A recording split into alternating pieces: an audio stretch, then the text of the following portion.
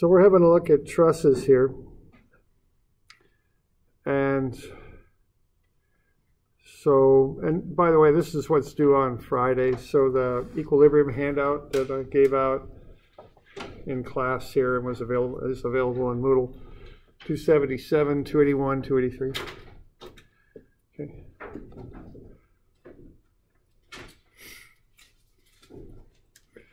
All right, now trusses, what's what we're looking at now. So trusses are built of long, thin, what are called members, just long beams, a little different than beams in that they can be put at different angles. They're joined into triangles. If they were joined into a four-sided shape, they wouldn't be stable, so they're joined into triangles. And the assumption is the loads are applied only at the joints. The joints are where the members come together and are joined. The assumption is that there are frictionless pin joints at the joints. Okay. The result of that assumption is that all the forces in the members are axial. They're either compression or tension. Compression pushes on joints and tension pulls on joints. So there's a two-force member there being used to support the roof. Okay, there's the pin joint there that's run through that bridge truss. There you see a real simple pin joint on the greenhouse truss. Now, gusset plates are used quite a bit in larger construction and also in roof trusses. Those are plates where the members are riveted in. Okay, there's some plates used on a wooden truss, roof truss there. Now, even though that isn't quite a pin joint, the resulting action on the member is quite a bit like a pin joint. So that pin joint assumption and the two-force member assumption still holds pretty well. Okay. So a two-force member can only support an axial load. If you have a load that isn't axial, and by axial I means it points from one pin joint to the other. So a two-force member has two pin joints and no load in between. All the loads are applied at the joints. If that's the case, the load has to be axial. That's the only type of load that a two-force member can support on its own. If you want a support for a non-axial load, you need a second two-force member to pitch in and help. Okay.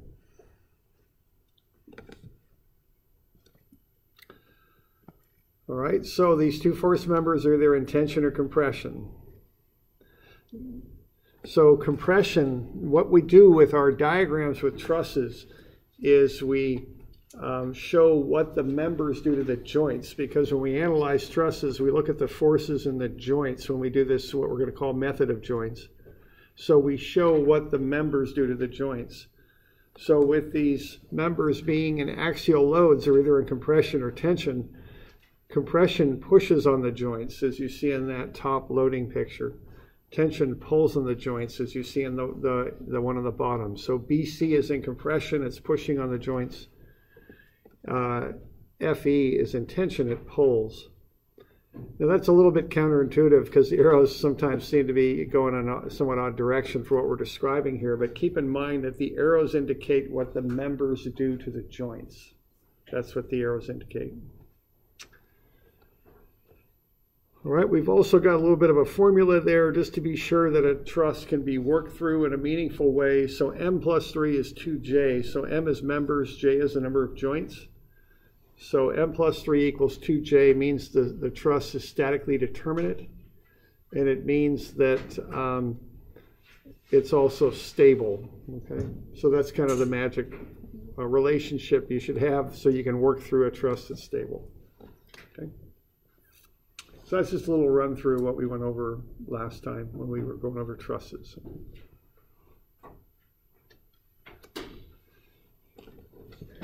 So you got any questions on any of that stuff? You doing all right?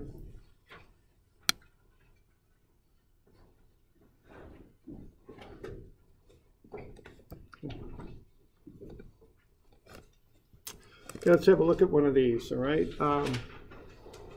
So we've got a truss on the next page there.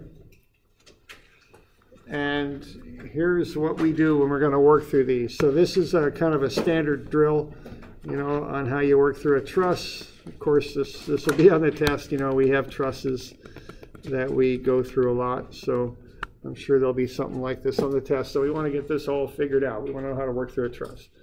So if I have this truss and I want to find the forces and the members of the truss, which would be the first step in designing it, what I want to do here is do a couple things.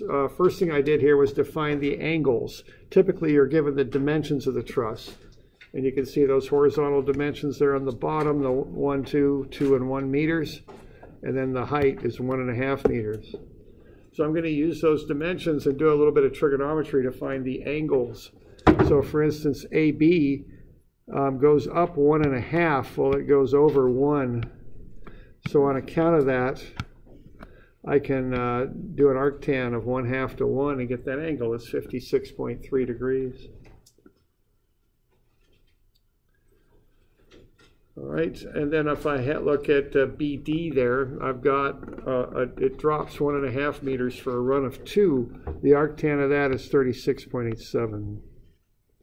Okay, so that'll get me those angles. So I want to know the angles of the members coming into the joints. Now the next thing I want to look at is I want to look at the truss as though it's one whole object. Okay, so I just do a bit of equilibrium on the truss as a whole.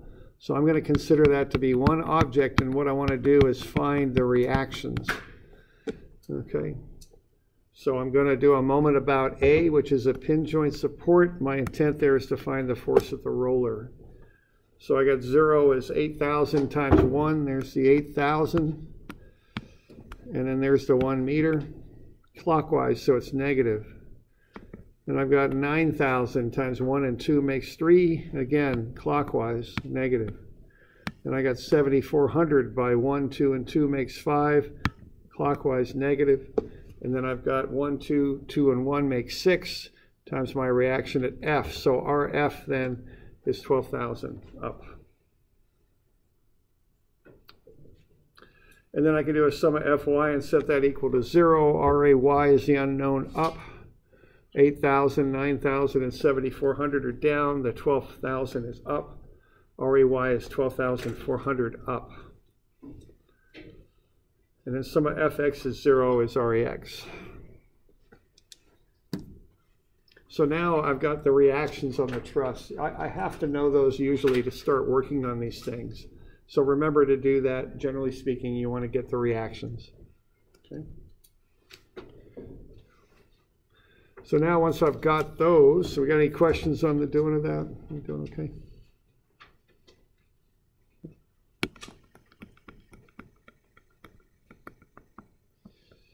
Okay. Now to work through a truss and to find the forces in the members, what I'm going to do is I'm going to do equilibrium at the joints, because if the truss itself is at equilibrium, every joint is also in equilibrium. So I'm going to analyze the joints and do an equilibrium analysis of them. Now, when I'm looking at all these forces at the joint, they all go through the joint. So I'm going to analyze A or F or whatever. When I analyze F, I'm going to cut a free body diagram out like that. And I'm going to have those members will be unknown forces. Now, all the members go through F, and that will be the case when I analyze any of these joints. So I can't really, when I use this method, I can't really use a moment equation because all the forces go through one point. So what I'm going to do, I'm going to use force equations. Sum of Fx is 0, sum of Fy is 0. And so I'm only going to have two unknowns, okay, that I can handle because all I've got are two equations. I got sum of Fx is 0, sum of Fy is 0. So what I'm looking for here is a joint that has only two unknowns that I can handle. And see if the only places where that's going to work is A and F. And that's where those reactions are. That's why I needed to find those reactions first. Because if I don't do that, I don't have any joint where I can really start to work on this thing. See? So the general thing to do here is to find reactions first. I've got that, so now I can start working through the truss. And I think I'll start at joint F. Okay. So what I'm going to do to start at joint F is I'm going to make a free body diagram out of the joint. So I'm going to take that point and make a free body diagram out of it. To do that, I'll cut around F, and anything I cut through will become a force. Okay, so EF and DF will become forces. I know those things are what are called two force members, so the forces go right along the angle that you see between the joints. So what I've got then is a little free body diagram of the joint right there.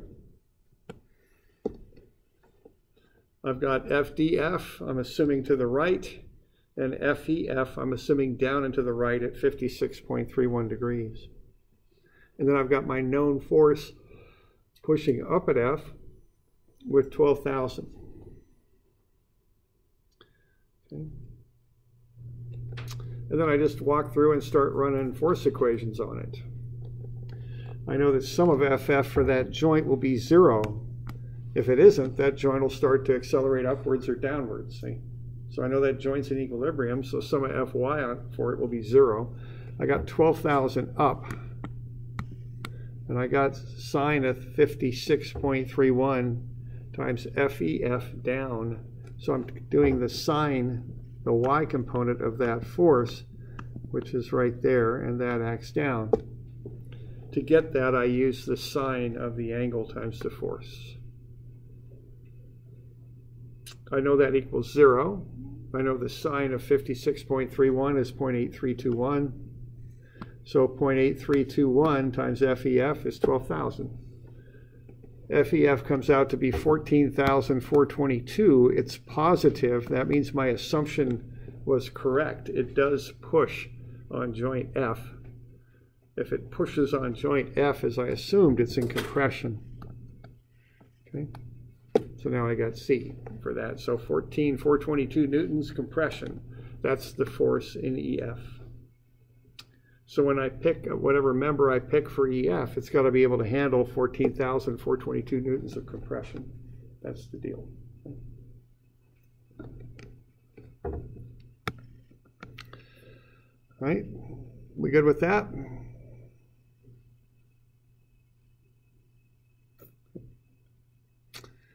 So FDF is it involved? Not in the Y direction. No, it'll right. be in Okay. yeah. Well, I was just I guess like thinking like how would that be involved in like the picture and whatnot, because it's on a roller, so we're not going to have a different opposing force. Is it just like structural integrity kind of holds? Well, there is going to be an opposing force because FEF is at an angle. So when FEF pushes down by its orientation, it's also got to push to the right. So yeah, so DF's going to have to come back left. It's going to push this way. Yeah, yeah. It's FDF pulls it back. Yeah, right. That's it. Yeah, that's the deal. And the fact these things are angles, they're at angles, create a lot of those kind of relationships. You know. Right. Okay. All right. So now when I do sum of fx, it'll be FDF as I have it drawn plus cosine 56.31 times the 14,422 that I just found. That's positive because I've got EF going down right. So it's going to the right. The x component is there, so it's positive. I'm using cosine 56.31 because I'm just doing that trigonometric relationship there for this triangle here.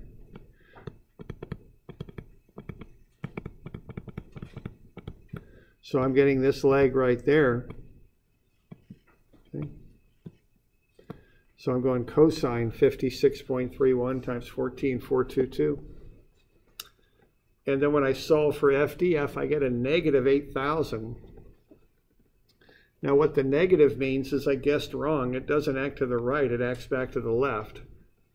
So it's not got to run any numbers again. I just turn it around. Yeah, question there? So is the direction of that force going to tell you if the member is being compressed or?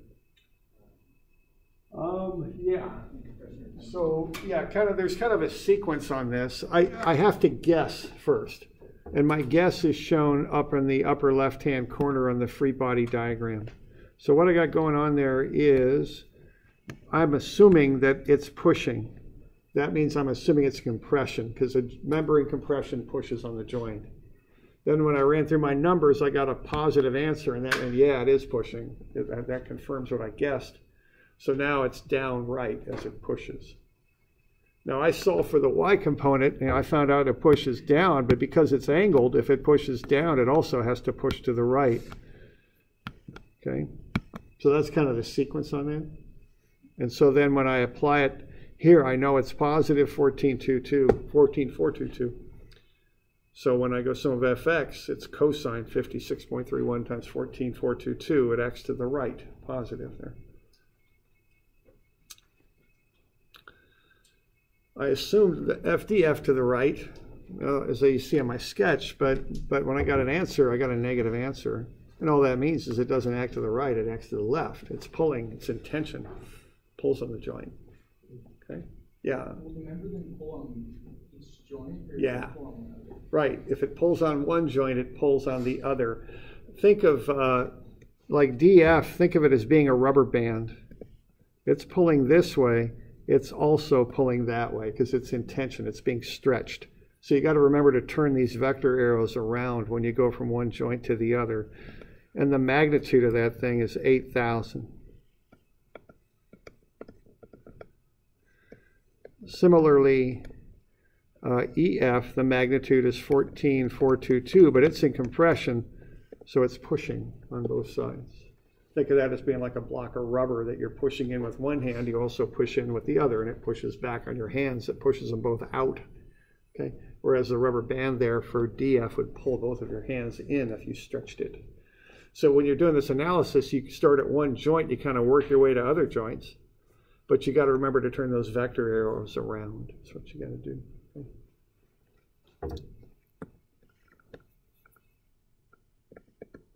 Okay. So we're good with that?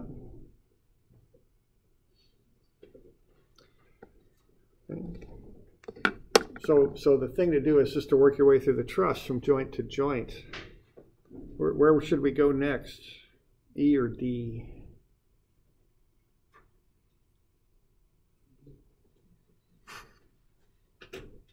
Which one? E, I guess. E? I think E, yeah, because we're only going to have two unknowns. If we go to D, we're going to get 4, and that's just too many. You can't do that. So we got to go to E, really, to get any reasonable solution out of this, okay? So we'll go up to E next, because there's only two unknowns. I'm always thinking about that when I work through these. Okay? So at E, I take that 14.422 and I turn it around. It's not down right, it's up left. It's pushing on E. It pushes on F. It pushes on E. It's in compression. It's still at 56.31 degrees. I got to remember to pick up this 7,400 down, which is the load at E. And so I'll go sum of Fy is 0 minus 7,400. Now, I'm using sum of Fy because I only have one unknown with a y component, and that's DE. Okay? CE is also an unknown, but it's all x. It's horizontal. So if I only want one unknown in an equation, which I do, I go sum of Fy, and all I got to deal with is FDE. Okay? So I got negative 7,400 plus sine 56.31 times 14.422 minus sine of this other angle 36.87 times FDE. Okay, sine of 36.87 is 0.6.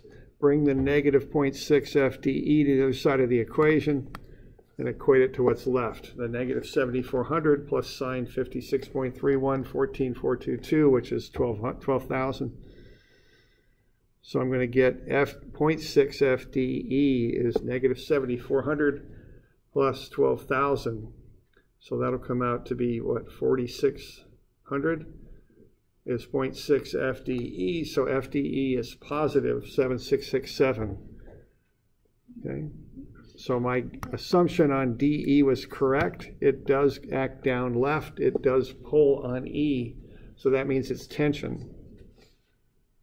Okay.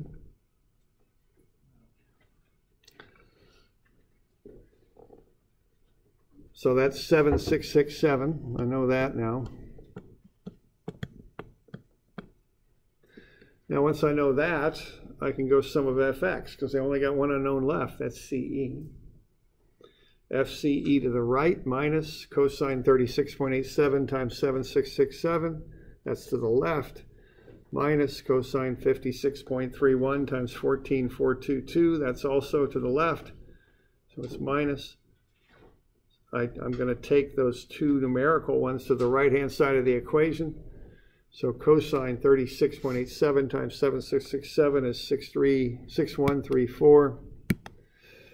And then cosine 56.31 times 14,422 is 8,000. So I get FCE as the sum of those two. It's 14,133. It's a positive answer, so it does act to the right. So it is pushing on E, so it's in compression. Okay. So now I got a couple more of them. Okay. So what do I got here? I've got CE is 14,133. So that's that one, and it pushes. And then I've got DE is 7667. It pulls. Like so. Okay. And this is the approach. I just kind of work my way through the truss. Joint by joint, I'm looking for joints that have two unknowns. When I go from one joint to the next, I remember to turn those force vector arrows around because the members are in compression or tension, one or the other. Okay. Now I still can't go to D. I still have three unknowns there. That's too many. I can solve for two at a joint, but not three. So I guess I'll go over to joint C.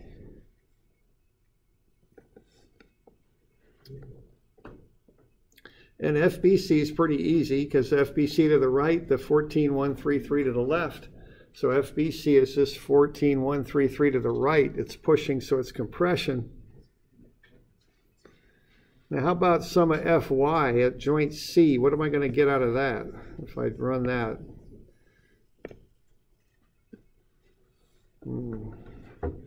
I got FCD. Do I got anything else going on at C? I don't, okay? So what that means is FCD is what's called a zero force member is the term for that.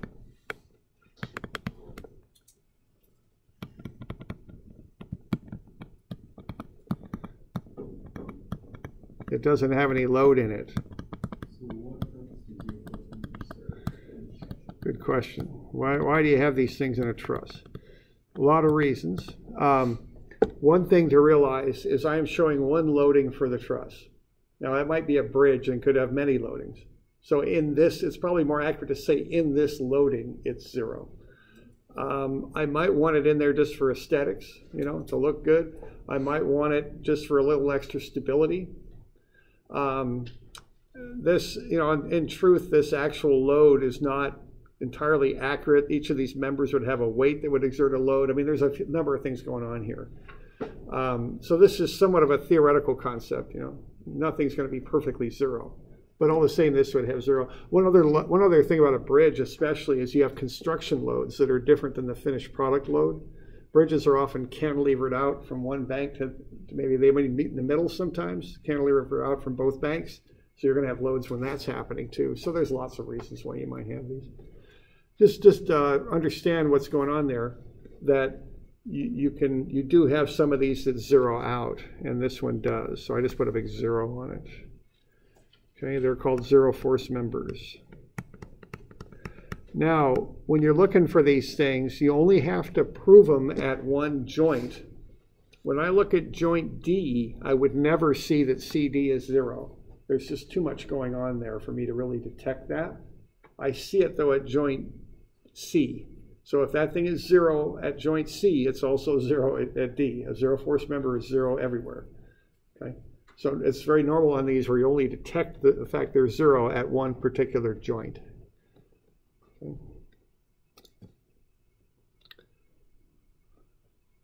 So that's a zero force member. So we okay with that?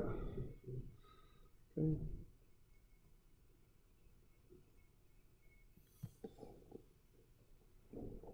All right. So there we go. So we got that far. Now we can go to joint D because we only got two unknowns now. We got B, D, and AD.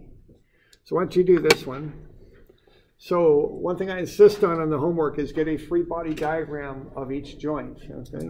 So and it ain't much to them. You just draw a circle for the joint and put the arrows on it. But do that step. I want to see that on the homework. And it's for your own good because I've seen people make lots of careless errors on these things. So the way we avoid that is we make a free body diagram of each joint.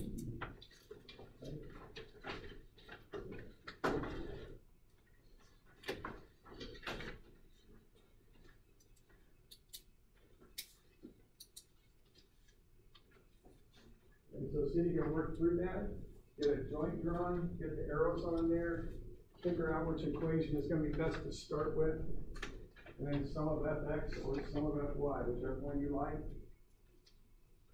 And do a bit of trig and work through it. And that's the drawing and stuff.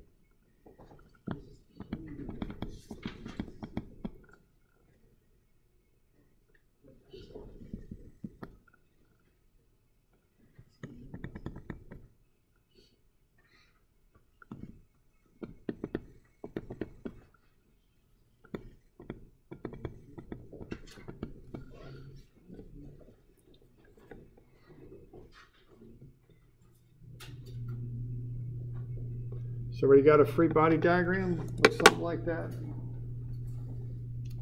You might have those arrows going different directions. I mean, whatever, just pick something. Don't hang up on it. I mean, if you pick something that isn't the right direction, you'll just get a negative on it. That's all. It's no big deal. Okay.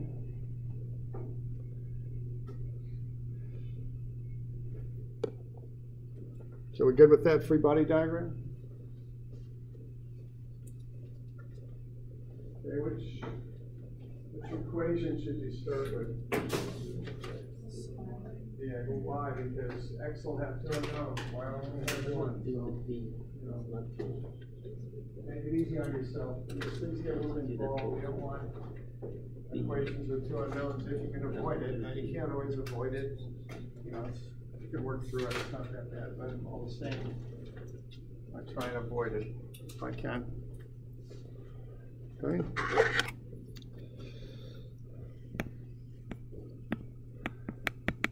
So I think we got sum of Fy is equal to 0. I'll go ahead and write that up. A little bit of trigonometry there.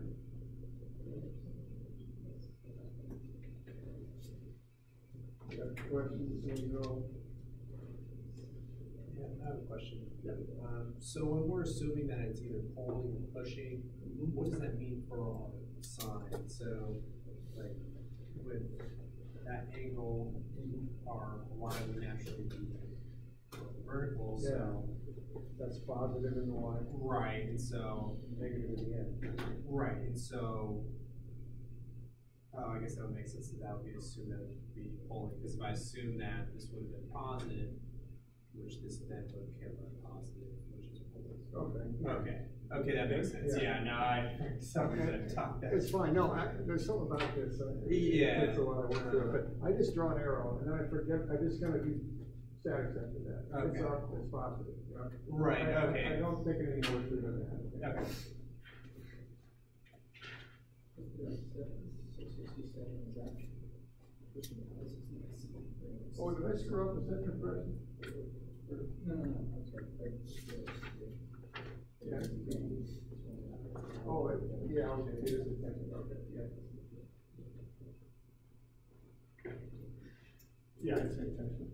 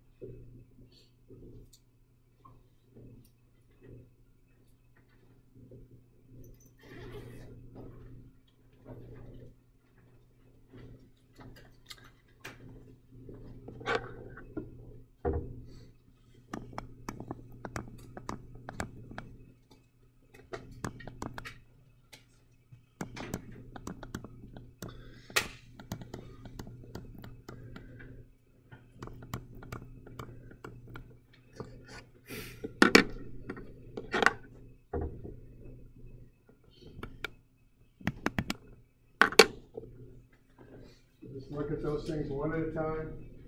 If they're up, they're positive. If they're down, they're negative. We've got a little bit of trigonometry on this thing.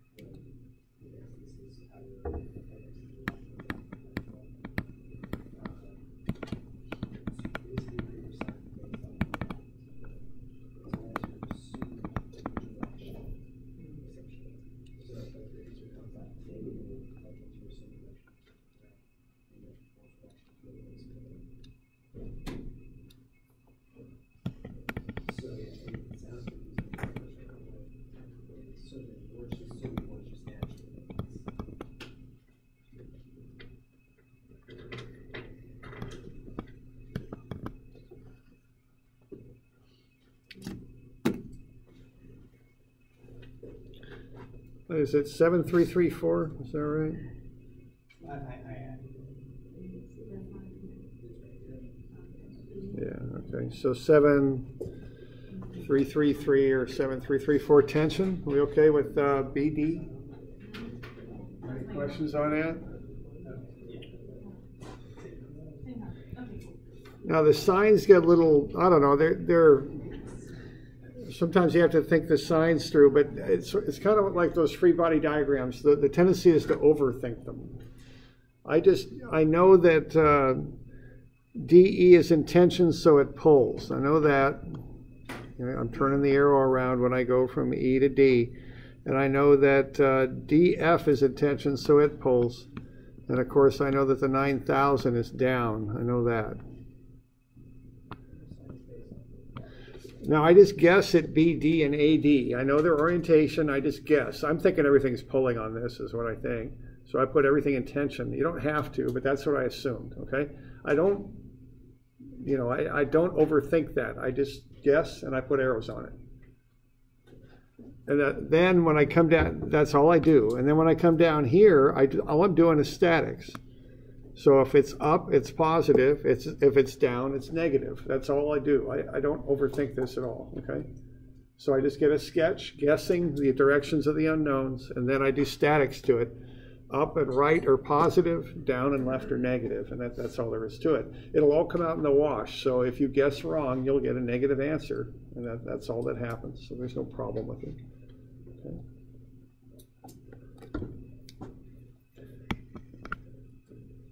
So, are we okay with that? Okay.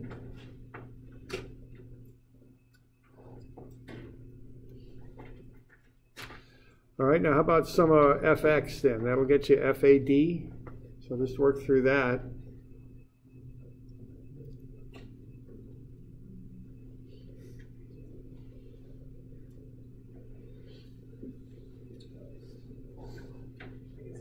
I can't remember what that came out to be.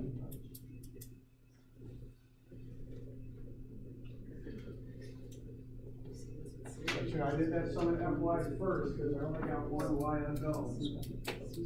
So now I got that one figured out. So now I can go sum of FX. Set that equal to 0. Something else. Yeah.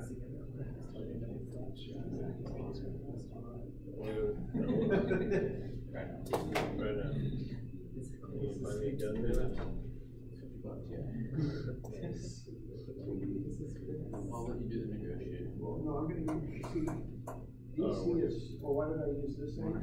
Yeah. I'm good, sweet talk. What, not the other one? I'll go with that. Use the other one. I typically, when I can, I use things with the. No, I should probably finish. That way cosine is X and it's Y. I don't have to say it. It all comes out. Yeah, it'll all shake out.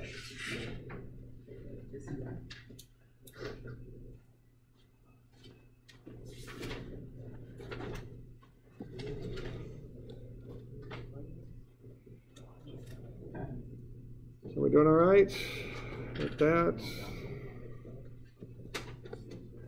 So I got 8267 tension for AD. Is that good? Okay. So 8267. So I got minus FAD because it's going to the left. I got minus cosine 36.877333. That's going to the left also. Plus cosine 36.87 times 7667. That's to the right. Plus 8,000. So left is negative, right is positive. FAD is the unknown. I just found the other one, the BD. So that goes in as its number, 7333. All right, and then I go ahead and solve for FAD. It's 8267. It's positive, so I guessed right. Okay. We okay with that stuff? Okay. That's the drill on this. This is how you do method of joints. remember a student did an internship with a truss company, and he did a lot of this stuff, figuring these forces out. Okay.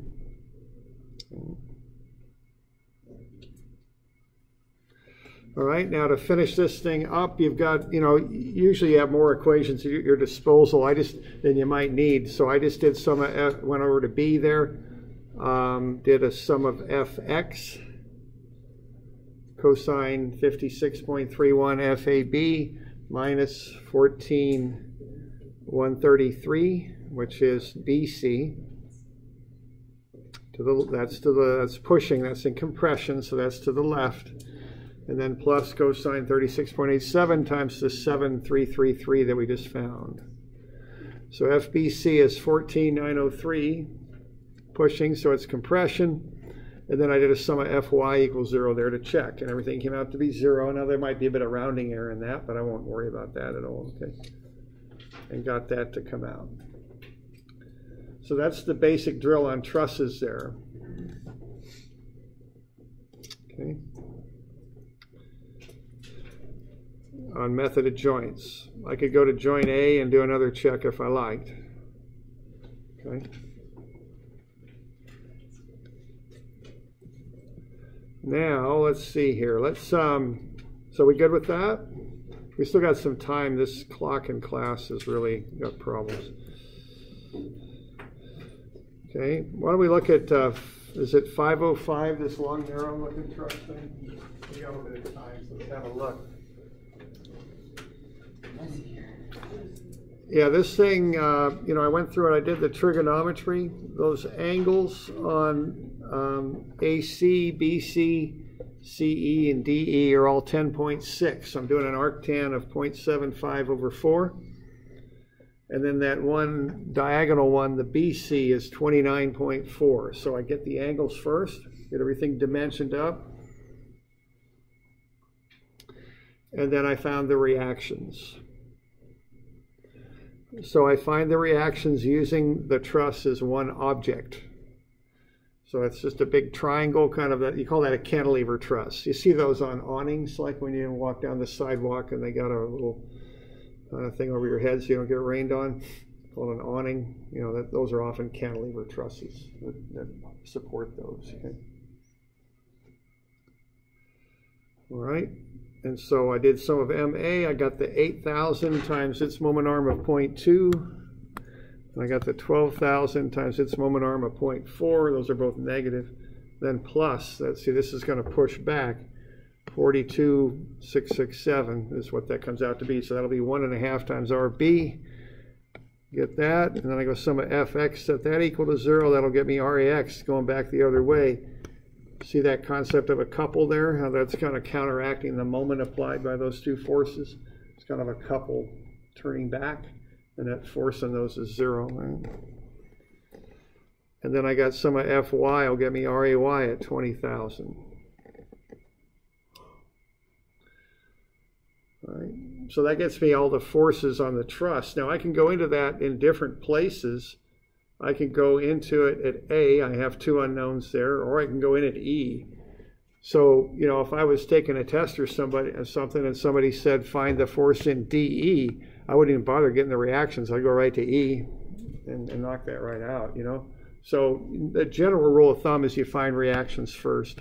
In some instances, like if you got a joint kind of hanging out there like that with only 2 unknowns, you may not have to, but the general rule of thumb is you want to do that. Okay? All right, now let's see if we can find some of these. Now, I don't know if we need to solve the whole thing out, but I just want to illustrate something here. And I think we're going to look at joint E here.